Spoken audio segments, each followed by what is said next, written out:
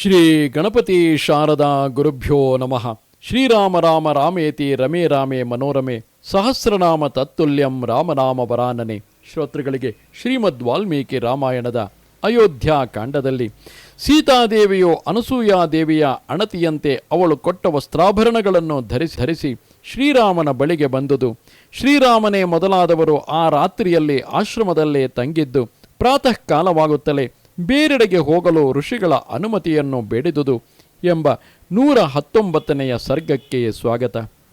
ಅನಸೂಯಾತು ಧರ್ಮಜ್ಞ ಶ್ರುತ್ವಾ ತಾಂ ಮಹತೀಂ ಕಥಾಂ ಪರ್ಯಶ್ವಜತ ಬಾಹುಭ್ಯಾಂ ಶಿರಸ್ಯಾಘ್ರಾಯ ಮೈಥಿಲೀಂ.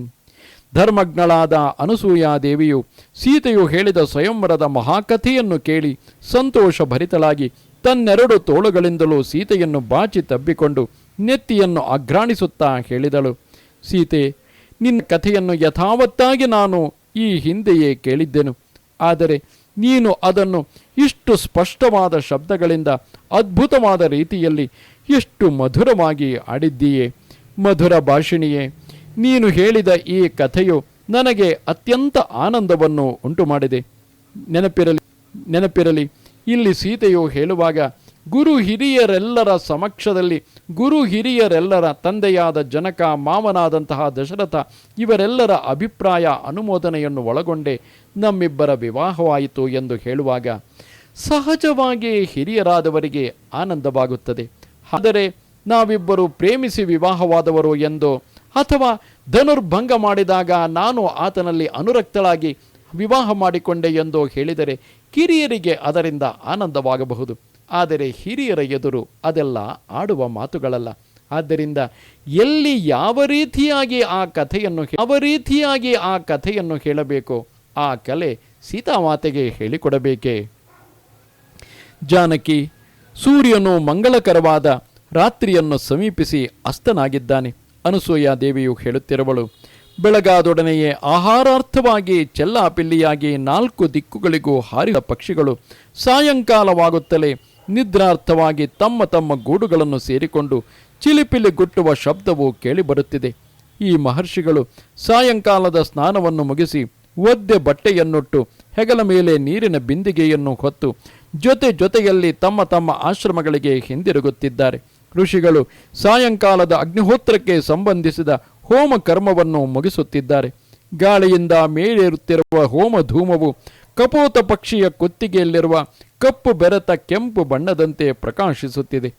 ಕಣ್ಣಿಗೆ ಬಹಳ ದೂರದಲ್ಲಿರುವ ವೃಕ್ಷಗಳಲ್ಲಿ ಸ್ವಲ್ಪವೇ ಎಲೆಗಳಿದ್ದರೂ ಕತ್ತಲು ಕವಿಯುತ್ತಿರುವುದರಿಂದ ಅವು ಹಸಿರೆಲೆಗಳಿಂದ ತುಂಬಿ ದಟ್ಟವಾಗಿರುವಂತೆಯೇ ಕಾಣುತ್ತಿದೆ. ಈ ವೇಳೆಯಲ್ಲಿ ಯಾವ ದಿಕ್ಕುಗಳು ಪ್ರಕಾಶಮಾನವಾಗಿ ಕಾಣುತ್ತಿಲ್ಲ. ರಾತ್ರಿಯಲ್ಲಿ ಸಂಚರಿಸುವ ಪ್ರಾಣಿಗಳು ಅಂದರೆ ಭೂತ ಪ್ರೇತಾದಿಗಳು ತಿರುಗಾಡಲು ಪ್ರಾರಂಭಿಸಿವೆ. ತಪೋವನ ಪ್ರದೇಶದಲ್ಲಿರುವ ಈ ಸಾಕು ಪ್ರಾಣಿಗಳು ಪುಣ್ಯಗಿರುವ ಯಜ್ಞ ವೇದಿಗಳ ಸಮೀಪದಲ್ಲಿ ಮಲಗುತ್ತಿವೆ. ನಕ್ಷತ್ರಗಳಿಂದ ಸಮಲಂಕೃತಳಾದ ನಿಶಾದೇವಿಯು ಉಪಸ್ಥಿತಳಾಗಿದ್ದಾಳೆ. ಬೆಳದಿಂಗಳ ಆವರಣವನ್ನು ಹೊಂದಿರುವ ಚಂದ್ರನು ಆಕಾಶದಲ್ಲಿ ಉದಯಿಸುತ್ತಿರುವುದು ಕಾಣುತ್ತಿದೆ. ಸೀತೆ, ವೇಳೆಯಾಯಿತು, ನೀನಿನ್ನು ಹೋಗಬಹುದು. ಶ್ರೀರಾಮನನ್ನೇ ಯಾವಾಗಲೂ ಅನುಸರಿಸಿಕೊಂಡಿರುತ್ತಾ ಅವನನ್ನು ಶುಶ್ರೂಷೆ ಮಾಡು. ನೀನು ಹೇಳಿದ ಸುಮಧುರ ವಾಕ್ಯಗಳಿಂದ ನಾನು ಸಂತುಷ್ಟಳಾಗಿದ್ದೇನೆ. ರಾಮನ ಬಳಿಗೆ ಹೋಗುವ ಮೊದಲು ಮತ್ತೊಂದು ಕಾರ್ಯವನ್ನು ನೀನು ಮಾಡಬೇಕಾಗಿದೆ.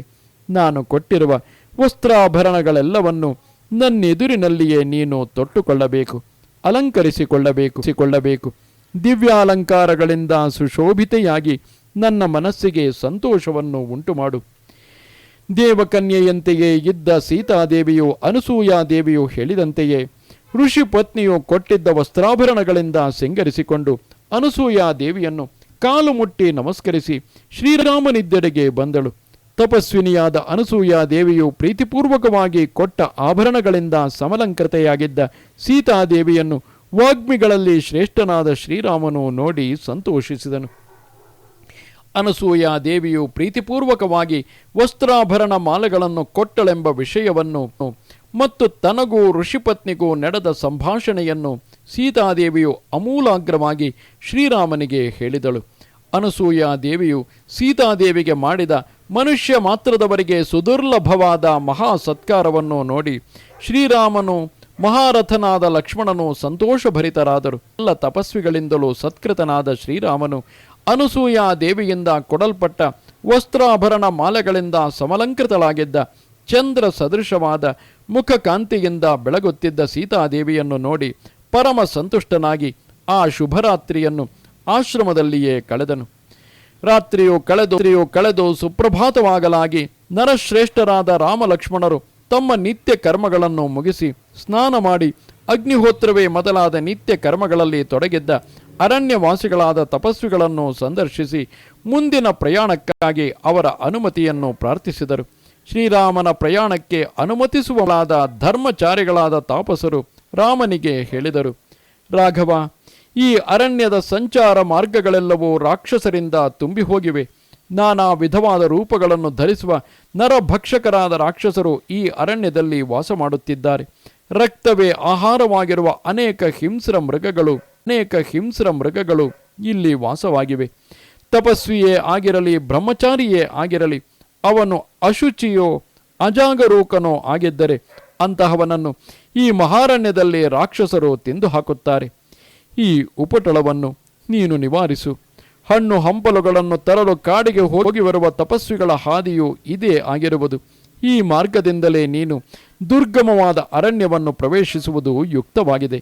ಹೀಗೆ ಅರಣ್ಯವಾಸಿಗಳಾದ ತಪಸ್ವಿಗಳು ಮತ್ತು ಬ್ರಾಹ್ಮಣರು ಶ್ರೀರಾಮನಿಗೆ ಕೈಮುಗಿದು ಪ್ರಾರ್ಥಿಸಿ ಸುಖ ಪ್ರಯಾಣಕ್ಕಾಗಿ ಸ್ವಸ್ತಿವಾಚನವನ್ನು ಮಾಡಿದರು. ಬಳಿಕ ಶತ್ರುತಾರಾಮನು ನಭೋಮಂಡಲವನ್ನು ಸೂರ್ಯನು ಪ್ರವೇಶಿಸುವಂತೆ ಸೀತಾ ಲಕ್ಷ್ಮಣರೊಡನೆ ಅರಣ್ಯ ಮಂಡಲವನ್ನು ಪ್ರವೇಶಿಸಿದನು. ಇದು ಶ್ರೀಮದ್ ವಾಲ್ಮೀಕಿ ರಾಮಾಯಣದ ಅಯೋಧ್ಯಾಕಾಂಡದ 119ನೇ ಹಾಗೂ ಕೊನೆಯ ಸರ್ಗವು. ಇಲ್ಲಿಗೆ ಅಯೋಧ್ಯಾಕಾಂಡವು ಮುಗಿಯಿತು. ಸ್ವಸ್ತಿ ಪ್ರಜಾಭ್ಯಾಂ ಪರಿಪಾಲಯಂತಾಂ ನ್ಯಾಯೇನ ಮಾರ್ಗೇಣ ಮಹಿಂ ಮಹಿಷಾ ಗೋಬ್ರಾಹ್ಮಣೇಭ್ಯ ಶುಭಮಸ್ತು ನಿತ್ಯಂ ಲೋಕಾ ಸಮಸ್ತಾ ಸುಖಿನೋ ಭವಂತು.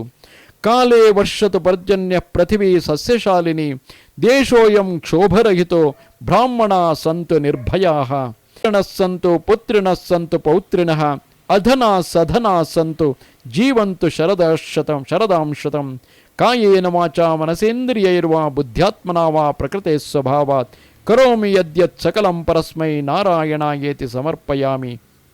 ಯದಕ್ಷರ